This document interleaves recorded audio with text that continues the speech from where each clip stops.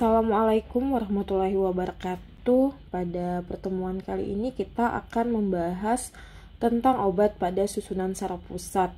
Nah, kalau pada pertemuan sebelumnya kita bahas otonom, sekarang kita yang bahas adalah obat-obat yang bekerja pada susunan saraf pusat.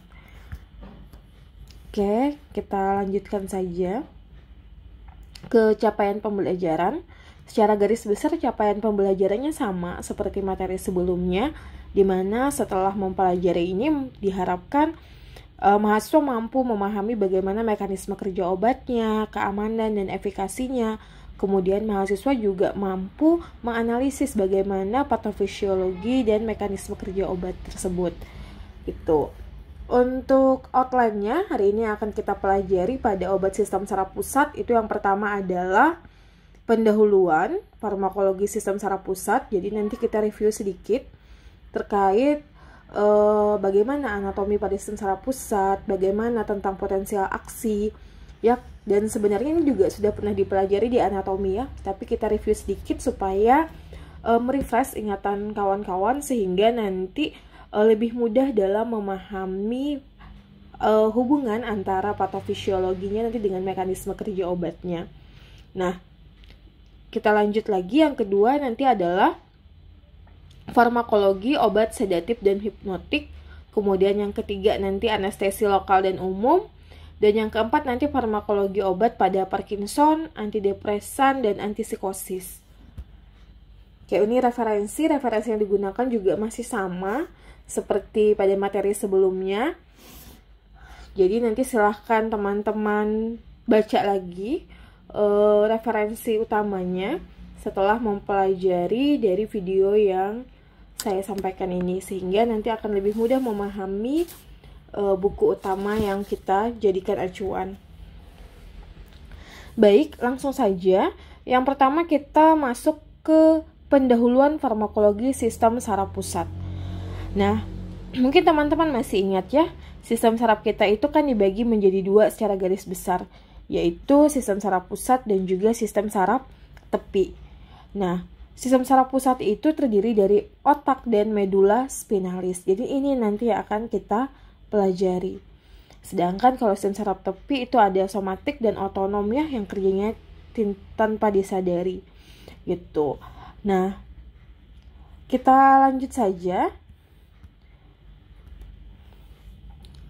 Obat-obat yang bekerja pada sistem saraf pusat ini dia mempunyai efek terapi berupa sensasi rasa nyaman. Nah, sensasi rasa nyaman yang ditimbulkan inilah yang menyebabkan sering sekali dijadikan penyalahgunaan. Sering sekali obat-obat ini disalahgunakan. Gitu. Jadi yang menyebabkan adiktif, ketagihan. Karena seseorang merasa dengan menggunakan obat ini, dia merasa sensasinya menjadi lebih nyaman gitu. Nah, makanya untuk obat-obat yang bekerja pada sistem saraf pusat itu perlu pengelolaan khusus, terutama bagi kita farmasi ya, yang nanti akan memberikan pelayanan baik di apotik, puskesmas, ataupun di rumah sakit. Nah, reaksi yang tidak diinginkan sebenarnya dari penggunaan obat-obat sistem saraf pusat ini adalah ketergantungan tadi. Dia sangat tinggi resiko untuk terjadi ketergantungan. Tuh. Nah, teman-teman, obat-obat yang bekerja pada susunan saraf pusat ini salah satu syaratnya adalah dia harus mampu melewati sawar darah otak ya. Ini juga sudah pernah disampaikan pasti saat di anatomi fisiologi manusia. Oke. Lanjut lagi. Ini ada beberapa elemen utama dalam transmisi sinaptik. Jadi ini bisa kita lihat dari foto ini, di mana nanti sebuah gelombang elektrokimia yang disebut potensial aksi itu dia akan berjalan di sepanjang akson dari sebuah neuron. Jadi nanti dia akan berjalan nih di aksonnya ini gitu, dari neuron disampaikan gitu. Nah ini kalau kita lihat ya, kalau kita zoom, kita lihat di sini ada neuron. Kemudian di sini ada sel dendrit. Teman masih ingat ya, di sini ada akson, kemudian di sini ada sinap nih, ini celah-celah sinapnya. Ini nanti yang akan banyak kita pelajari di bagian sini. Oke, ini di zoom in jadinya seperti ini. Nah, jadi nanti sebuah gelombang elektrokimia, ya potensial aksi ya, ketika dia mendapatkan rangsangan itu nanti akan berjalan. Jadi ketika mendapatkan rangsangan, neuron nanti akan menangkap. Dari neuron ini akan berjalan sepanjang akson. Nih, dilihat panahnya ya. Nah, jadi dari neuron ini, rangsangan tadi dia akan berjalan di sepanjang akson ini. Sampailah nanti dia ke ujung presinap. Jadi sebelum dia mencapai celah sinapnya, ini dia berjalan nih potensial aksinya gitu. Nah, nanti gelombangnya itu akan mencapai sinapnya. Nah, ini kalau di zoom in tuh seperti ini sinapnya. Nah, jadi ini sampai nih berjalan terus dia. Nah, ketika dia mau berikatan dengan possinap nih ya, di sini possinapnya. Ketika dia ingin berikatan dengan possinap itu nanti akan dibantu oleh reseptor gitu. Nah, kemudian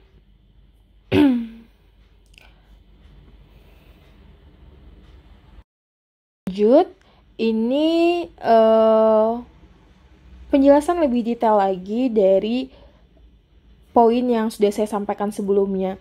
Dimana kalau pada poin sebelumnya saya sampaikan kalau ketika ada impuls, maka potensial aksi tadi akan sampai ke ujung possinap di sini ya, ujung possinap, ini possinap. Nah, di sini possinap. Kemudian di sini possinap. Dan ini celah sinapnya. Nah, ketika ada potensial aksi tadi kan ya, kalau pada materi sebelumnya itu disampaikan dia akan melepaskan neurotransmitter. Ini yang biru neurotransmitter. Neurotransmitter nanti akan berikatan dengan reseptor. Nah, seperti itu kan ya. Nah, kalau pada poin kali ini, pada slide ini menjelaskan kalau pelepasan neurotransmitter itu melibatkan CA2+. Nah, jadi bagaimana di sini prosesnya? Nah, di sini ketika potensial aksi tadi dia sampai ke ujung aksonnya ya, nih ke ujung aksonnya, maka terjadilah depolarisasi tadi. Kan kalau listrik di dalam tubuh itu potensial aksi, dia nanti akan mencapai depolarisasi. Jadi ini contohnya seperti ini. Nah, ini 0 ya, di sini minus, sini plus. Nah, kalau dia minus itu dalam keadaan istirahat. Ini dalam keadaan istirahat nih contohnya. Nah, kemudian ketika dia mendapat rangsangan impuls, maka dia perlahan-lahan akan naik nanti sampai mencapai puncaknya. Nah, ini namanya nanti depolarisasi. Gitu. Makanya timbullah respon dari kita kan ya. Nah, kemudian nanti apa responnya di sini? Responnya adalah dengan melepaskan si neurotransmitter gitu. Nah, bagaimana cara dia melepaskan neurotransmitter? Jadi ketika potensial aksinya tadi sudah sampai di ujungnya dan menimbulkan depolarisasi membran, maka di sini kanal ion ini akan terbuka. Kanal ionnya terbuka sehingga Ca2+ akan masuk. Masuknya Ca2+ ke dalam presinap ini akan membantu pelepasan dari neurotransmitternya warna biru. Nah, ketika neurotransmitter ini dia sudah sampai di sinapnya, maka dia nanti akan dihantarkan ke postsinap. Jadi neurotransmitter nanti akan berikatan dengan reseptor. Terjadilah depolarisasi rangsangan tadi. Kalau di sini juga terjadi depolarisasi membran, di mana di sini efek depolarisasinya berupa pelepasan neurotransmitter. Sedangkan ketika neurotransmitter sudah berikatan dengan reseptor, di sini juga muncul depolarisasi, yaitu berupa respon dari tubuh terhadap impuls yang sudah dia dapatkan. Jadi seperti itu ya detailnya bagaimana bisa ketika tubuh itu, sistem saraf itu mendapatkan rangsangan, kemudian dia bisa merespon dengan cepat. Oke. Nah ini gambaran sinap juga. Jadi sini menjelaskan ada prasinap, sinap, dan pasca sinap. Ini juga sudah saya sampaikan tadi di PPT sebelumnya, di slide sebelumnya. Oke, kita lanjut lagi. Nah, di sini kita bahas sedikit tentang potensial aksi. Saya yakin juga teman-teman sebenarnya sudah belajar ini di anatomi ya. Jadi ketika tubuh tidak mendapatkan energi, tidak mendapatkan rangsangan, maka tubuh itu akan berada, listrik di dalam tubuh itu akan berada di fase istirahat. Tapi ketika dia mendapatkan rangsangan ya, ketika dia mendapatkan rangsangan, dia mendapatkan stimulasi eksitatorik, jadi stimulasinya, maka nanti akan naik nih. Jadi listriknya akan mulai naik, kemudian nanti akan turun lagi, ketemu lagi rangsangan berikutnya nih. Jadi ini ceritanya rangsangan pertama, kemudian nanti ketemu lagi rangsangan berikutnya.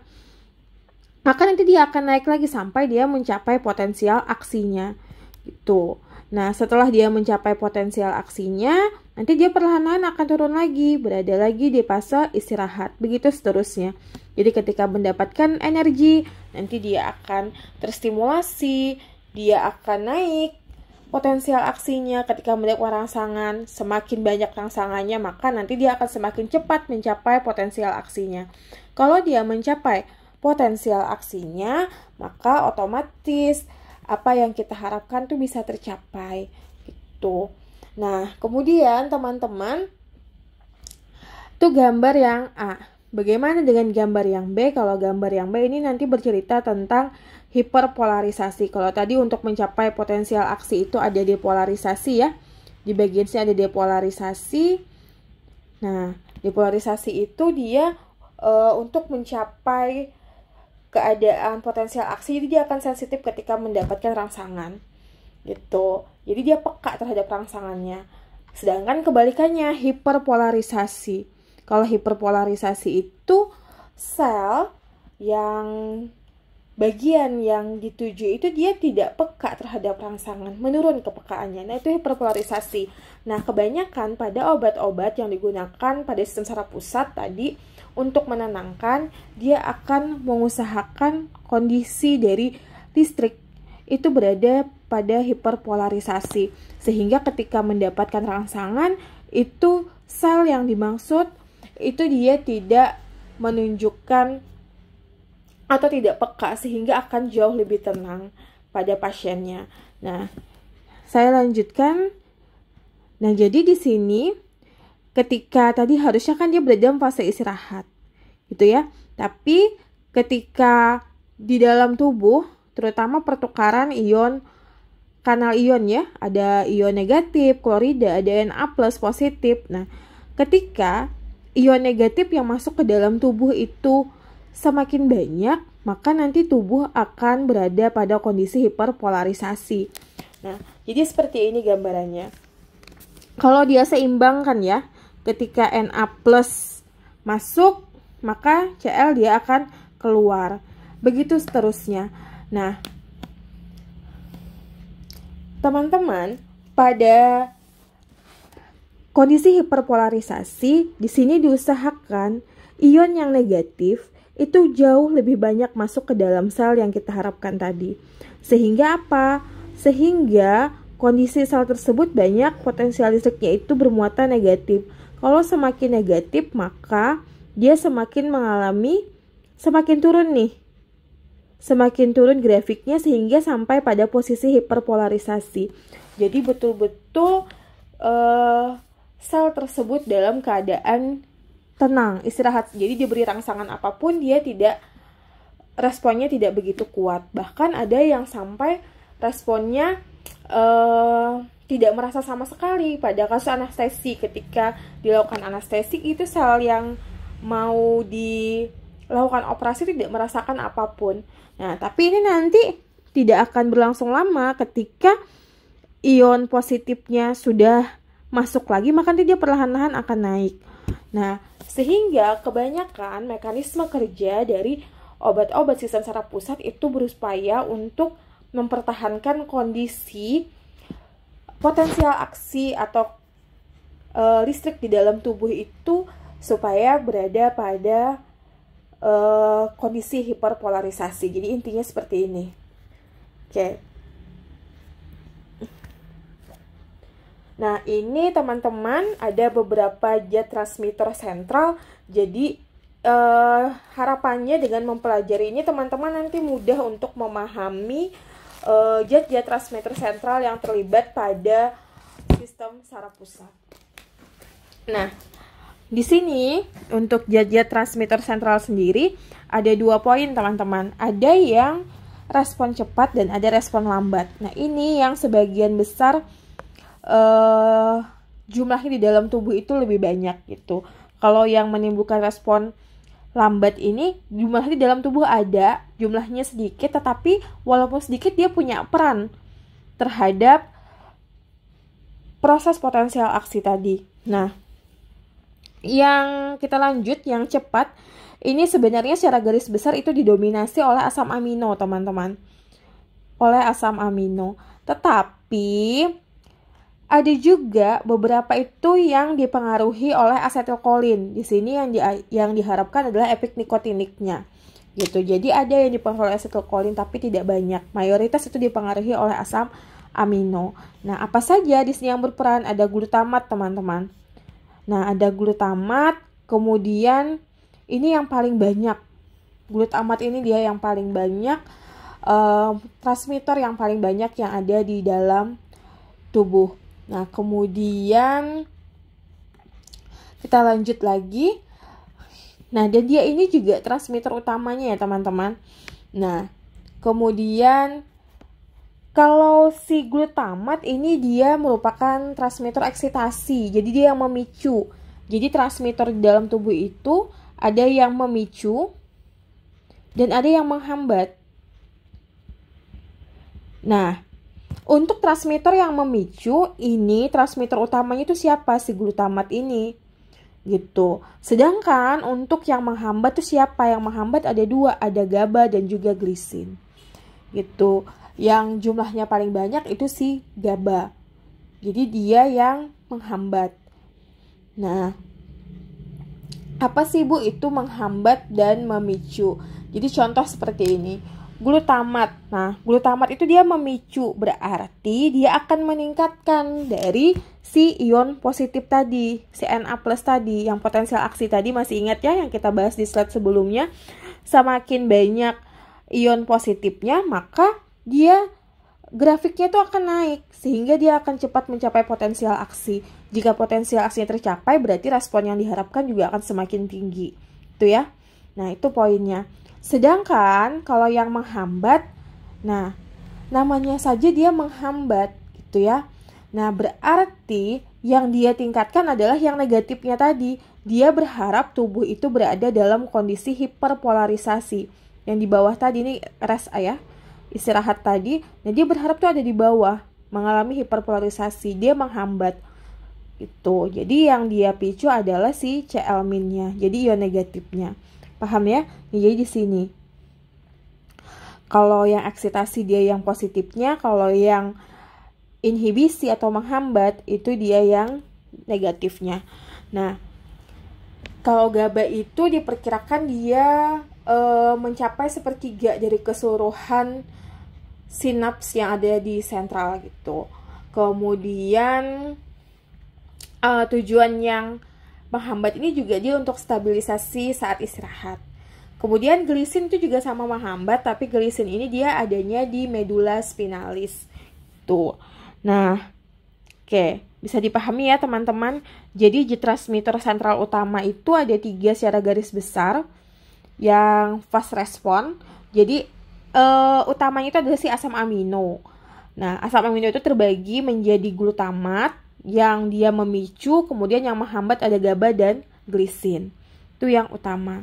Oke, nah sekarang kita sampaikan juga yang memberikan aspek slow respon. Walaupun dia lambat, tetapi dia punya pengaruh, dia punya kemampuan untuk itu. Nah, apa saja?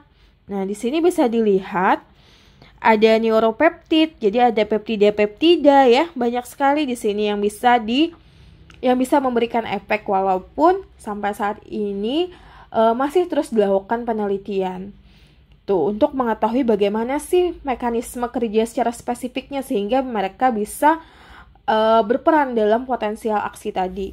Kemudian di sini juga ada monoamin Di sini monoamin yang paling sering terlibat itu ada dopamin, walaupun jumlahnya dia sedikit tapi tetap memberikan efek. Kemudian ada norepinefrin, epinefrin dan serotonin, serta ada asetilkolin yang di sini yang berkaitan dengan reseptor muskariniknya. Jadi dia punya reseptor masing-masing. Kayak dopamin ada reseptor dopamin, kemudian untuk epinefrin dia punya reseptor alfa, beta gitu.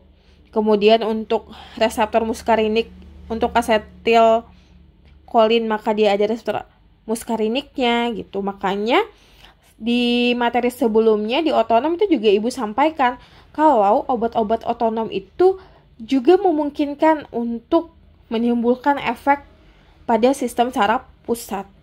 Tuh. Nah, kemudian ada obat-obat lain seperti histamin, nitrat oksid, dan juga anandamid. Nah, ini beberapa obat-obatan yang bisa, obat-obatan. Jadi ini berupa zat transmitter sentral yang bisa membantu proses potensial aksi, baik dia memicu ataupun dia menghambat. Itu. Oke, next. Nah, ini sama, tapi ini yang bahasa Indonesianya. Kalau ini saya hanya bisa scan dari buku, jadi tidak berwarna. Nah, ini yang bahasa Indonesia sudah diterjemahkan. Intinya ini sama. Kemudian, nah ini ada beberapa neurotransmitter utama tadi. Nah, di sini ada asetilkolin ya. Di mana asetilkolin ini merupakan fungsinya eksitatori, jadi dia memicu kalau si asetilkolin. Kemudian yang memicu lagi selain asetilkolin itu ada norepinefrin dan juga ada glutamat. Kemudian kalau yang menghambat itu ada dopamin, kemudian ada serotonin, kemudian ada GABA dan ada endorfin. Glisin itu juga tadi dia di medula spinalis. Nah, teman-teman, di sini bisa kita lihat ya ini beberapa gambaran sebelum kita masuk ke obat-obatannya. Jadi contoh yang pertama asetilkolin. Asetilkolin di sini kan dia memicu ya teman-teman. Dia itu berfungsi pada stimulasi kontraksi otot gitu. Fungsinya si asetilkolin tadi. Kemudian dia berpengaruh pada ingatan, pada memori. Kemudian dia berpengaruh pada pembelajaran dan fungsi intelektual secara umum. Nah, teman-teman bisa dibayangkan kalau tubuh itu kekurangan asetilkolin, maka apa yang akan terjadi? Nah, ketika dia kekurangan asetilkolin, maka nih kalau jumlahnya kurang kemungkinan terjadi adalah Alzheimer, cepat lupa. Karena apa? Karena dia berpengaruh kepada ingatan, berpengaruh kepada fungsi intelektual dan pembelajaran. Jika jumlahnya kurang, maka sangat memungkinkan untuk terjadinya penyakit Alzheimer ini. Nah, tetapi apa yang terjadi jika jumlahnya berlebihan? Nah, kalau di sini dia jumlahnya kurang, kalau dia ketika jumlahnya berlebihan.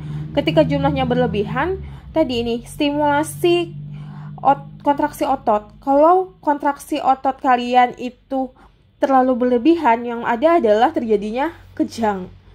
Kejang pada ototnya. Nah, kejang otot yang parah bahkan. Nah, ini yang dikhawatirkan jika dia jumlahnya kurang dan jika jumlahnya berlebih. Makanya dia selalu diusahakan dalam keadaan yang seimbang.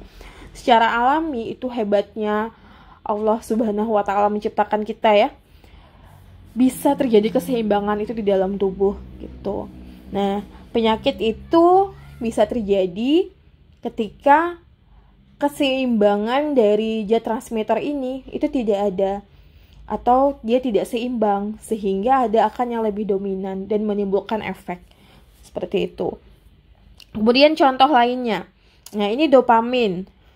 Nah, dopamin di sini dia menghambat, dia berperan pada sensasi ya, dia berperan pada sensasi yang menyenangkan. Makanya biasanya sering juga digunakan pada obat-obat pada pasien-pasien Parkinson ya. Kemudian si dopamin ini dia tadi fungsinya menghambat, dia berpengaruh kepada sensasi yang menyenangkan, kemudian dia berpengaruh pada penggerakan, dia lebih berpengaruh kepada kewaspadaan dan pembelajaran. Nah, teman-teman, kalau jumlahnya ini berkurang, jumlah dopamin berkurang, apa yang akan terjadi? Maka resiko Parkinson. Jadi gerakannya itu akan terganggu, lebih sering gemetar dan lain-lain. Nah, itu contoh di sini ketika tubuh kekurangan dopamin. Tetapi kalau berlebihan apa yang akan terjadi? Maka tadi dia bisa menyebabkan schizofren. Kenapa bisa schizofren? Karena berlebihan. Akhirnya sensasi yang menyenangkan itu dia berlebihan, sehingga sangat beresiko mengalami schizofrenia gitu. Nah, kemudian yang ketiga ada serotonin. Serotonin di sini berpengaruh, dia juga inhibitor, dia berpengaruh kepada mood dan emosi. Jadi kalau misalnya jumlahnya kurang, maka bisa menyebabkan depresi. Seseorang itu dia bisa menutup dirinya. Kalau orang depresi itu dia lebih menutup ke diri. Sedangkan kalau berlebihan, maka kemungkinan resikonya autis gitu. Aktivitas yang berlebihan. Nah, kemudian kalau norepinefrin ini juga sama, dia eksitasi, dia berpengaruh kepada respon. Jadi kalau norepinefrin ini respon melawan ya, atau respon ketika kita dalam keadaan yang tertekan. Dia juga berperan terhadap pembelajaran dan juga memori. Nah, kalau jumlahnya itu kecil di dalam tubuh atau kurang, maka kemungkinan sekali untuk mengalami gangguan mental, terutama depresi. Karena kan simpatik itu orangnya aktif. Kalau dia misalkan jumlahnya kurang, maka seseorang itu cenderung akan menutup dirinya. Nah, kemudian kalau berlebihan apa? Kalau berlebihan tuh kecemasan. Jadi stres yang berlebihan tuh bisa menimbulkan kecemasan. Nah, seperti itu. Kemudian ada endorfin. Oh ya. Ada GABA. Perawatan. Nah, GABA di sini inhibitor. Dia di sini membantu dalam penyampaian pesan dan juga dalam regulasi tidur dan bangun. Nah, kalau jumlah GABA itu di dalam tubuh kurang, maka anxiety, dia kecemasan. Karena kan GABA menekan. Kalau yang ditekan itu karena jumlahnya kurang, maka kemampuan menekannya menurun. Otomatis yang kemungkinan terjadi adalah kecemasan. Jadi, gini teman-teman, gampangnya. Kalau yang dia excitatory, yang dia memicu, kalau jumlahnya kurang, maka potensial aksi itu akan lebih ke bawah, ke negatif. Tetapi sebaliknya, kalau misalkan fungsinya itu adalah inhibitor, dia menghambat, ketika jumlah yang menghambat itu berkurang, otomatis potensial aksi yang ke atas positif itu akan lebih besar. Jadi seperti itu ya, bagaimana kalau dia kekurangan dan bagaimana kalau dia kelebihannya. Itu. Nah, terus kalau dia kelebihan seperti apa? Bisa sampai menyebabkan gangguan tidur dan juga gangguan makan. Kemudian ada endorfin, ini inhibitor juga. Dia berperan pada sensasi rasa nyeri, persepsi ya, dan juga pada emosi yang positif. Nah, di sini kalau misalkan jumlahnya kurang, maka sensitivitas atau respon terhadap nyeri itu akan meningkat gitu. Nah, kemudian kalau misalkan dia berlebihan, maka kemungkinan akan sensasi nyeri itu jauh gitu, baru bisa timbul responnya. Jadi ambang nyerinya itu meningkat, ambang batas nyerinya dia. Nah, kemudian ada glutamat. Nah, glutamat di sini dia excitatory. Jadi di sini dia berperan pada memori gitu ya, ingatan dan pergerakan. Nah, kalau misalkan dia jumlahnya berlebihan tadi bisa menyebabkan epilepsi ataupun kejang. Ya seperti itu teman-teman, secara garis besar. Kita perhatikan apakah dia menghambat atau memicu. Tuh.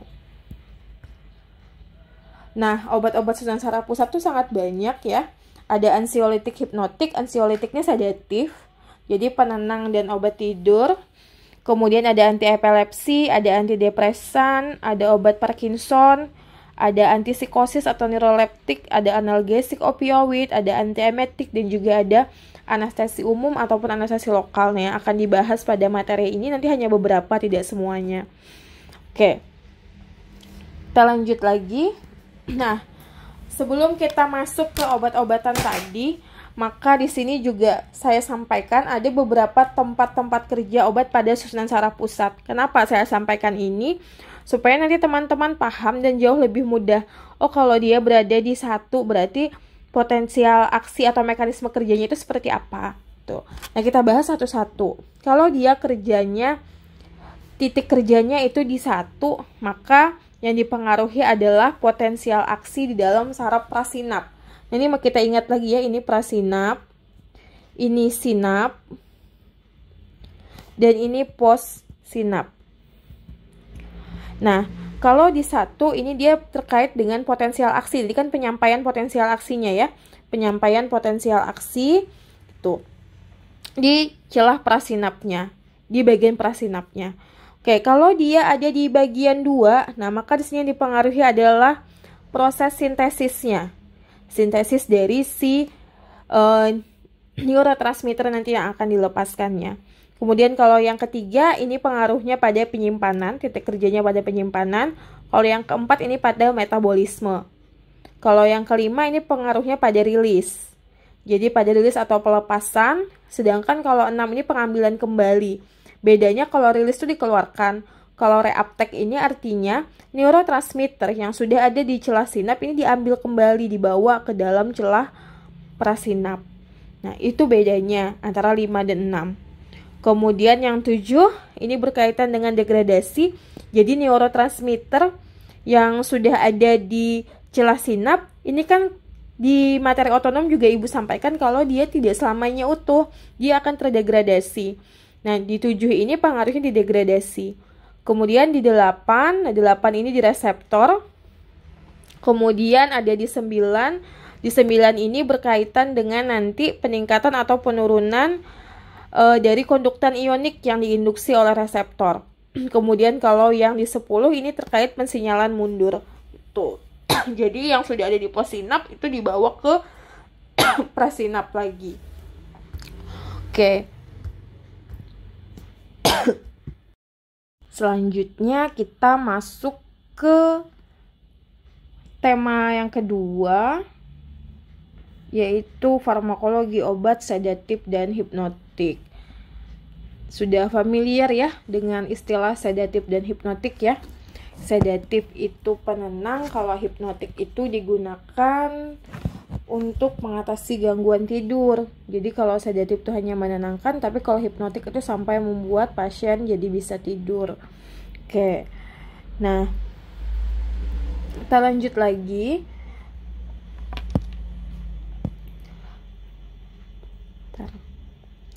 Nah, ini bisa dilihat ya, karena tadi yang kita pokok yang mau kita bahas itu adalah sedatif dan hipnotik. Maka sebelum kita berbicara obatnya, kita berbicara dulu nih penyakit apa, bagaimana patofisiologinya. Nah, yang pertama kita bahas adalah ansietas atau gangguan kecemasan. Nah, jadi orang yang punya gangguan kecemasan itu diberi terapinya namanya sedatif, golongan sedatif atau penenang.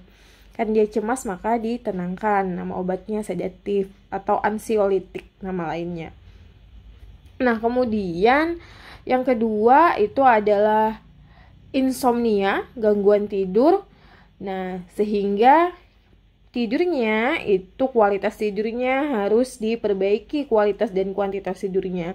Dengan apa? Dengan menggunakan hipnotik nama obatnya. Nah, jadi di sini jelas ya perbedaan antara gangguan kecemasan dengan insomnia. Oke, lanjut. Nah, ini patofisiologi kecemasan. Jadi, kecemasan itu bisa terjadi karena beberapa hal ya. Nah, semua ini terjadi itu berhubungan dengan peran neurotransmitter si penyampai pesan tadi. Gitu ya. Kalau teman-teman ingat tadi kan potensial aksinya itu bisa terjadi, responnya itu bisa terjadi ketika neurotransmitter tadi menyampaikan pesannya ke reseptor, ke postsinapnya tadi. Kalau mereka ketemu, maka terjadilah potensial aksi tadi, terjadilah aksi, terjadi tanggapan terhadap impuls yang masuk. Nah, jadi secara garis besar patofisiologinya itu disebabkan oleh peran dari neurotransmitter. Nah, neurotransmitternya apa saja di sini yang berperan? Ada GABA, ada norepinefrin, dan ada serotonin. Nah, kalau kita lihat dari neurotransmitter yang berperan. Di sini kalau kita lihat yang paling banyak perannya itu adalah GABA, karena tadi GABA itu merupakan neurotransmitter utama yang dia berfungsi sebagai inhibitor ya. Nah, si GABA ini dia paling besar pengaruhnya. Sedangkan norepinefrin dan serotonin itu juga berpengaruh, tetapi tidak sebesar GABA pengaruhnya. Nah, makanya nanti obat-obat untuk mengatasi gangguan kecemasan itu banyak yang bekerja pada reseptor GABA-nya. Oke, paham ya di sini poinnya. Nah, kita bahas dulu satu-satu. Kenapa bisa norepinefrin itu menimbulkan kecemasan? Nah, jadi teman-teman, norepinefrin itu kan merupakan neurotransmitter pada sistem saraf simpatis. Nah, saraf simpatis ya, di sistem saraf otonom pada pertemuan sebelumnya. Nah, di mana kalau orang penderita ansietas atau kecemasan ini dia punya hipersensitivitas, jadi punya reaksi yang berlebihan terhadap suatu rangsangan.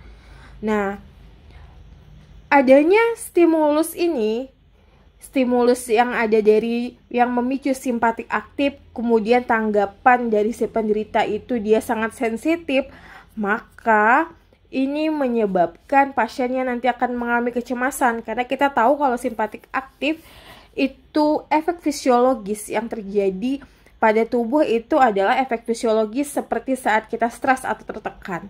Sehingga kalau itu terjadi berlebih, timbullah kecemasan. Nah, disinilah peran si norepinefrin dalam menimbulkan kecemasan. Oke. Nah, tadi sudah kita bahas tentang norepinefrin, di mana kecemasan itu terjadi kalau norepinefrinnya jumlahnya tinggi.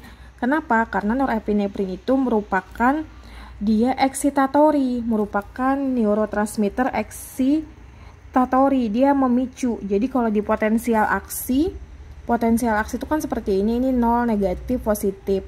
Nah, kalau sel itu akan semakin peka kalau dia naik ke atas dari rest area, nih dari keadaan istirahat dia naik, dan di sini dia akan semakin peka. Sedangkan tadi kalau orang yang mengalami kecemasan itu dia di sini, jadi sedikit saja rangsangan dia akan semakin cemas. Nah, norepinefrin itu di sini semakin banyak jumlahnya maka dia akan semakin naik gitu, potensial aksinya akan semakin aktif. Nah, sehingga idealnya nanti tuh obat yang akan kita gunakan adalah yang antagonis norepinefrinnya dihambat, idealnya seperti itu. Nah, lanjut lagi, yang berikutnya adalah si serotonin. Nah, kalau serotonin kita kan tahu juga dia merupakan neurotransmitter juga, tapi dia inhibitori. Inhibitori dia tuh menghambat. Nah, artinya kalau semakin banyak si serotonin, maka grafik itu akan semakin turun. Grafik itu akan semakin turun sampailah keadaan hiperpolarisasi. Nah, hiperpolarisasi artinya sel tersebut ketika dirangsang dia tidak terlalu peka. Nah, ini yang diharapkan. Jadi ketika stimulus yang menyebabkan kecemasan itu ada, pasien akan tetap tenang. Ini yang diharapkan. Nah, masalahnya apa teman-teman? Masalahnya itu pada orang yang mengalami kecemasan, kadar serotoninnya menurun. Nah, sehingga nih untuk ke bawah ini dia semakin sedikit karena jumlahnya menurun. Gitu ya. Oke. Sama GABA. GABA ini juga dia neurotransmitter inhibitori, jumlahnya juga menurun. Jadi begitu. Selanjutnya ada GABA. Nah, di sini GABA ini merupakan neurotransmitter juga, transmitter yang dia juga inhibitori ya, sama seperti serotonin. Nah, GABA di sini dia berpengaruh dalam penyampaian pesan tadi di possinap. Kemudian dia juga berpengaruh terhadap regulasi tidur dan bangun. Nah, sehingga pada penderita ansietas di sini fungsi GABA-nya itu terganggu. Kalau fungsi GABA terganggu, maka kemampuan dia untuk bekerja itu akan berkurang, sehingga kecenderungan pasien itu akan menjadi cemas dan mengalami gangguan tidur. Nah, kayak bisa dipahami di sini ya. Jadi intinya patofisiologi pada kecemasan itu disebabkan oleh adanya neurotransmitter, ketidakseimbangan neurotransmitter terutama pada norepinefrin, serotonin, dan juga GABA.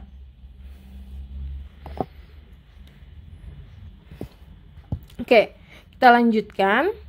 Nah, setelah kita tahu patofisiologinya, otomatis nanti mekanisme kerja obatnya itu bermain di neurotransmitter. Di GABA, neurotransmitter GABA, norepinefrin, ataupun serotonin. Balik lagi karena tadi yang punya peran yang cepat menghasilkan peran yang cepat itu adalah asam amino, si GABA ini, maka nanti obat-obat yang banyak digunakan itu adalah obat-obat yang dia mainnya di reseptor GABA. Tuh. Oke. Nah, kalau ini patofisiologi insomnia. Nah, teman-teman kan tahu ya, insomnia atau gangguan tidur itu disebabkan oleh beberapa stimulus. Nah, antara lain di sini bisa juga disebabkan karena riwayat keluarganya atau karena memang gangguan gen dari neurotransmitter tidak seimbang. Kemudian bisa juga disebabkan oleh gen single nukleotid polimorfinnya. Nah, ini merupakan pengaruh dari genetik yang pertama. Nah, selain pengaruh dari genetik, itu juga diperkuat lagi oleh pengaruh dari lingkungan sekitar, si pemicu stresnya, kejadian atau apapun itu yang bisa menyebabkan seseorang itu mengalami stres. Kemudian faktor lainnya juga yang bisa memperberat, jadi sudah ada kelainan genetik, sudah ada pemicu. Pemicu lainnya itu adalah umur, kemudian hubungan seks, kemudian penyakit komorbid, penggunaan obat-obatan, dan lain-lain itu juga bisa menyebabkan proses neurobiologikal di dalam tubuh itu menjadi abnormal. Nah, kalau proses di dalam tubuh itu tidak normal, maka beresiko terhadap ketidakseimbangan neurotransmitter yang akan dilepaskan di dalam tubuh. Nah, di sini karena tadi pengaruh dari berbagai macam pengaruh tadi, terjadilah ketidakseimbangan neurobiologikal yang ada di dalam tubuh, jadi tidak normal. Jumlah GABA-nya terutama di sini dipengaruhi oleh jumlah GABA itu menurun. Kalau jumlah GABA itu menurun, nah teman-teman kan tahu GABA itu dia fungsinya adalah inhibitor, dia menurunkan. Jadi yang muatan listrik yang negatif yang lebih diharapkan, harapannya itu semakin negatif sehingga terjadi hiperpolarisasi. Nah, ini peran si GABA. Kalau teman-teman jumlah GABA-nya itu menurun, maka untuk menyebabkan hiperpolarisasi ini juga akan menurun.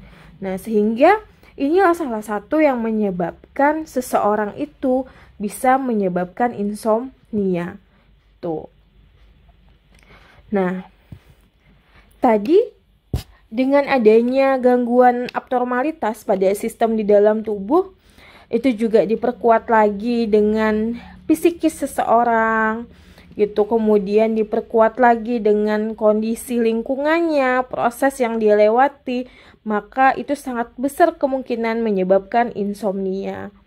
Nah, dengan insomnia ini endingnya apa teman-teman? Kalau seseorang itu insomnia, maka kualitas kesehatannya itu akan menurun.